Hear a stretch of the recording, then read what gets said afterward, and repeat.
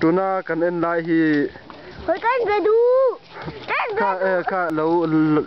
lắng lâu comment rõ kha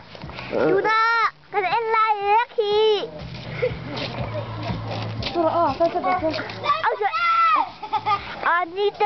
anh đi à so anh bố mẹ cái đi le tuna service dona tuna service dona tuna service dona zak mai le Stefina service Fidel ale Nadal Nadal na service Nadal tu aku ka Fidel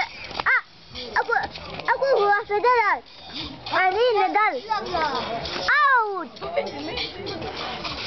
5-all 6-all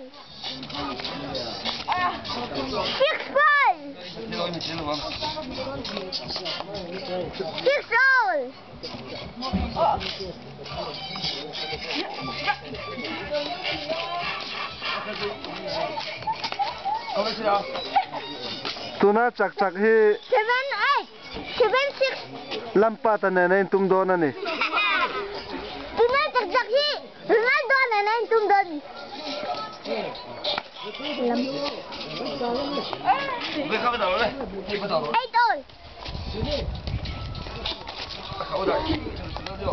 clear tho ta wangin game dongin akal tluang thei lo ani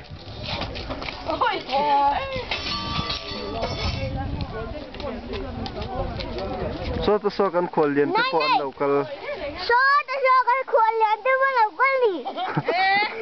khol lian mo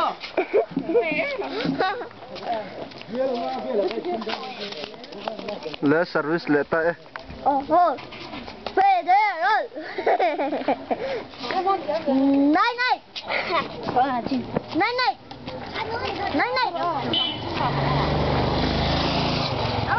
bai kala wangin game thul lo kani a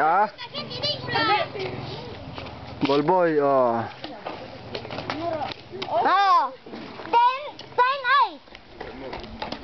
tuna second som thum mala om aku kan tuna tidi la chona chak huna top trap second cut second ni second som ni la om second thum second ni second ma second uk second sari second niat second kwa second som second som mala om second som hai mene ko one two huna top trap rang ro top